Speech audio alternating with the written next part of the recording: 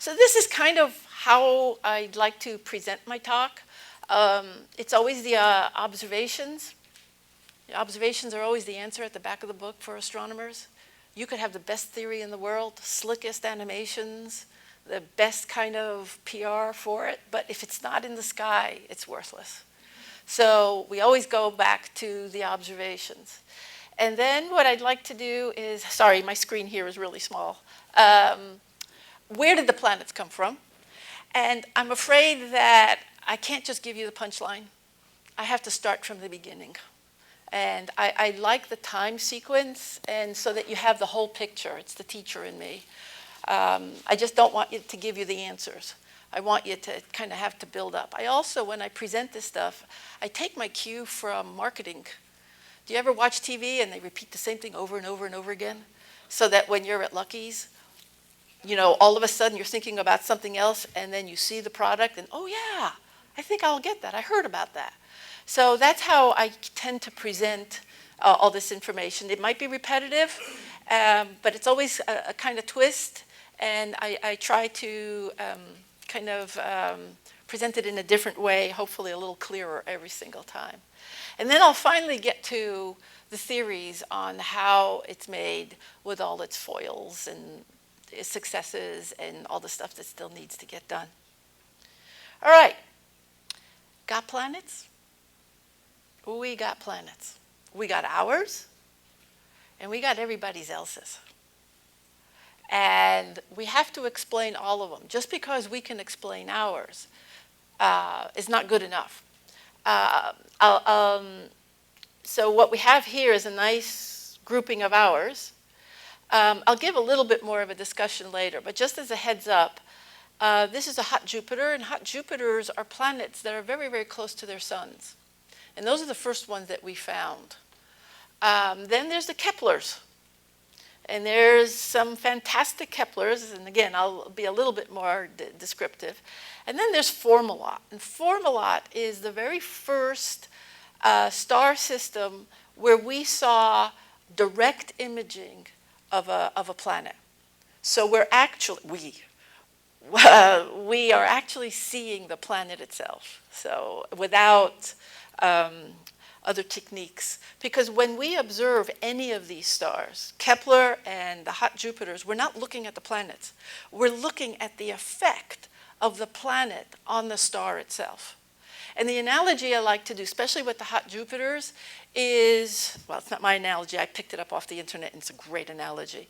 If you walk a dog, and you get tired of walking a dog, and you just stand in the park, and you let the dog walk around in a circle.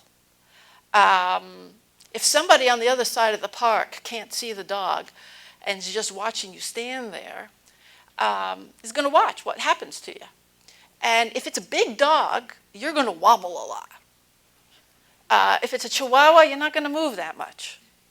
So that's what astronomers are doing. That big dog going around the star is making the star wobble because gravity affects everything. And if it's a little wobble, you have to be really good with your instruments and your data. If it's a big wobble, that's a good night. You know, you'll get your data really quickly. Question is, if you have something like this, where you have a bunch of planets, well, that's kind of comparable to walking few dogs, 4 or 5 dogs. And if you're walking 4 or 5 dogs and they're going around in a circle, you're going to be, even though they're going in a nice little periodic motion, you're really wobbling. And astronomers can differentiate each wobble for each dog. So pretty impressive work these guys do. Okay, we got planets, and we know how to make them. And in fact, this is how we make them. Okay, I'm giving you the punchline. I'm not going to go into too much. What we got are little planetesimals, and they're in the solar system. Gravity makes them come together and make a little core. Well, there's a lot of these, and it just keeps building and building, and they get bigger and bigger. Eventually, they get big enough that they can hang on to any gas that's around, and they do, but sometimes, you know, the material is just going to run out after a while. And after it runs out, it's just going to cool, and we have a planet. So it's easy. Okay, let's go back to these observations and collaborators. Everything in space is big. Everything is kind of stable and long-term. So again, I want to bring up that the work was started by the late Dr. Pollack. Peter has been working on it. I came along, and then Jack Lissauer was working on some of the stuff, and he joined our group. And then we've got, well, Morris Podolak started out in Goddard Institute for Space Studies in New York, and then he and his wife emigrated to Tel Aviv, and they've been living together. But he's Mr. Outer Planets. He's done so much work on the outer planets also. So we were lucky enough for him to join our group. And then we have Gennaro D'Angelo. He's the newest one, and his specialty is actually the disk from which our planets came from. And then there's Stu Weidenschilling in Arizona. And what he does is he studies how things collide and whether they stick, whether they can come together or they break apart. So got a nice little robust group. However, our collaborating started a long time ago. And what we have here are pictures of ancient observatories. And people have been watching the skies for thousands of years. And just because they were ancient doesn't mean that they didn't figure things out. Look at the extraordinary observatories that they built. They were so smart. No apps, nothing, with those little things to look up. They did it all with their eyes, common sense, their brains, putting it all together. I get so impressed by some of the results. The Greek ancients were the first one that started to organize things. They introduced a scientific method. They introduced no divine intervention. If you see it, you've got to explain it with something that is real, no magic. And it was Plato and Aristotle that kind of set things up. They kind of got everybody all incentivized to start thinking about this. And they're the ones that pretty much set the stage for the Earth to be at the center of the universe, and it was the universe. And then all the planets that everybody could see, and the stars were just slightly outside the orbit of Saturn. And this kind of set the tone for a good 1,500 years. And they had every right to believe this because, again, even though they had arguments and the Socratic method of thinking of another way, they put the Earth at the center of the universe. And they said, well, if the Earth was at the center of the universe, we should be able to see, to be able to tell. And the particular thing that we should be able to see is a stellar parallax. Now, what a stellar parallax is, that they knew that the Earth was going, if the Earth was going around the sun, if one part of the orbit, if you're looking at a star, you should see other background stars different from what the background stars are like 6 months later on the other side. I mean, we do this all the time. Anybody who's bored, who's 3 years old and bored in the back seat does it. You take your finger in front of your face and you close one eye and your finger is is in one position. But if you look at it with your other eye, it's moved. And that's parallax. So we should be able to see that. They never saw it. They never saw it, so they rightfully said, no, it can't be. And there's just more observations to show that the Earth was at the center of the universe. Had a lot of help. Thales. Thales was really the very first philosopher in the ancient Greek time to start thinking in terms of fundamentals. And he encouraged his students and encouraged his colleagues to go back to fundamentals. What is mass? What is time? What is a length? And Pythagoras, we all know Pythagoras, geometry, whether we liked it or didn't like it, his fault. And with simple geometry, the Greeks were able, Eratosthenes was able to measure the radius of the Earth. Aristarchus did a lot of distances to the moon, to the Earth. They knew it was round.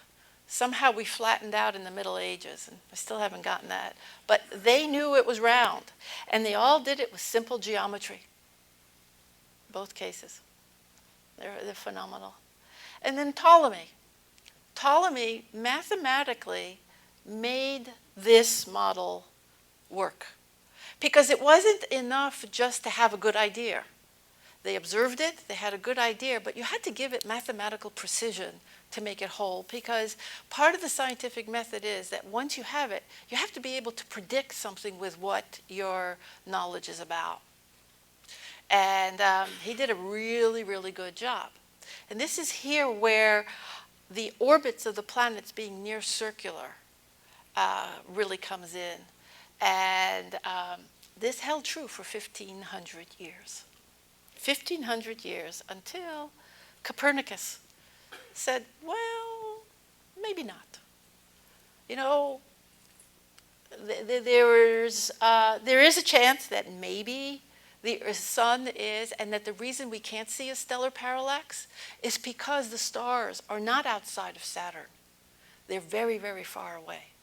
Because when you play the parallax game with your finger, if you put it right in front of your face, your finger really waves back and forth. But if you move it further and further away, and you really stretch your arm out to the parking lot, you're barely going to see your finger wobble. So it's, he goes, well, maybe we can't see the stellar parallax, because the reason he opted for the sun, it was much easier to explain the motion of the planets by simple going around the circle. Because by putting the Earth at the center, what Ptolemy had to do was have to put epicycles for some of the planets to go around. So it wasn't really the planets that were going around the circle. It was these little circles that the planets were on, and those centers of those circles were going around the Earth. And with Occam's razor, and Occam's razor was a philosopher in the 1400s that basically said, keep it simple. And eventually it caught on, and Copernicus said, okay, this is simple. In the meantime, you had Tycho Brahe, who was an extraordinary observer, and he did it all with his eyes. He was a naked eye observer. He was incredible. He kept incredible data. And the point of it was also that he was also a map maker. Tycho Brahe had about 100 people working at his observatory in Denmark. And he was mapping things out. The only problem with Tycho is he had attitude, and he kind of insulted people. So he had to leave, which was good, because he wasn't funded, and some folks in Austria decided to fund him, and he went, and that's where he met Kepler. And Kepler was an extraordinary, extraordinary mathematician. And Kepler wanted very much to explain the planets going around in a circle, because the circle is divine. It was perfect. Because the heavens were so close to the gods, it had to be perfect. And a circle was the most perfect, a sphere was perfect. And no matter what he did, he couldn't try it. He couldn't do it. Until he finally relented and put Tycho's data onto an ellipse, and it was perfect. And so things started changing. There was a rumbling to a lot of danger to people. Along comes Galileo. And Galileo was an academician. I don't know, whenever I present this picture, he just looks like such a nice guy. He would have popular talks in the square. He would describe anything that he learned. And he did physics, he did astronomy, he did anything that interested him. And he took a telescope. And he took a telescope, pointed it to the sky, and for the very first time, he saw things nobody else did. Well, I think some sailors on some ships did, because it's not much different from the periscope. And if I remember my poem, 1492, Columbus sailed the ocean blue, and I'm sure those sailors had a periscope, and I'm sure they looked at the sky, but they didn't publish. He did. And he also got into trouble for it. And what did he see? He saw that the moon had craters. It wasn't perfect. he saw that the sun had spots on it. That turned out to be a bad thing for him to see because he eventually burnt out his retina looking at the sun through a telescope. So don't look at the sun with a telescope. He looked at Venus and he saw that Venus had phases. It went through phases, not as meticulously as our moon does, but it does. It goes from new moon to new phase, to crescent, to quarter, to gibbous, to full. And there was no way that could happen if the Earth was at the center of the universe. So one by one, he's getting into serious trouble because he's going against the church doctrine. And the church is waving their finger saying, stop, you can't do this. He looked at the Milky Way. And instead of seeing this cloud, he saw individual stars. And there was the perfect answer to Copernicus, well, maybe the stars are too far away and we can't see the stellar parallax. So Galileo, for all his work, got sent to his room for the last 10 years of his life. They didn't kill him, but they put him under house arrest. But by then he is also blind. And he continued. He continued. He was an extraordinary, extraordinary man. All of these. And what's driven, all they wanted to do was just figure out whatever it was that was interesting. It was just quite. And then came Newton. And not only did he say, yeah, this is right, he explained it. He finally put the math to it and explained it and brought in the whole concept of forces, field forces, the force of gravity. Because up until then, things moved because you touched them, you pushed them, you pulled them. And the funniest part was, if things fell down, then they fell down because that was in their nature to fall down. The planets moved around in the sky because that's in their nature to do that. And the rules on Earth were different from the rules in the heavens. And so what Newton did goes, no, there's a force. And that was fun for him to figure out. Okay, so that only took 125 years. That's not too bad. And it's collaboration. None of them could have done this alone. And none of these guys could have done it without the Greeks and the Arab world taking over and recording everything that they saw. So this is a 2,000-year collaboration. It just is different. And in fact, this is our new kind of collaboration. And I couldn't help but just kind of bring this in. The Rosetta mission. I mean, I don't even think this is the full group. But these people devote tens of years of their life. And it also takes about 10 years to get the mission funded, to convince people, give me the money for this. And look what much fun we're having, having a probe going around this comet. And this is P67. And we're actually seeing this comet come alive. It's really quite interesting. It's inside the orbit of Jupiter, by the way. Kepler mission, everybody's favorite. And there's a picture of part of the team getting an award at the Smithsonian for their work. And what I want to do is, you've got the instruments. And one of my little pet peeves is, oh, Hubble found it, or Kepler found this. No, these people found it. The telescopes collected the information. And it's people, not unlike the people 2,000 years ago that were building Stonehenge, looking up in the sky and saying, what does this all mean? So, and then there's New Horizon folk, which are probably all the things, they've got to be the most exciting people on Earth today. Awesome, awesome, awesome.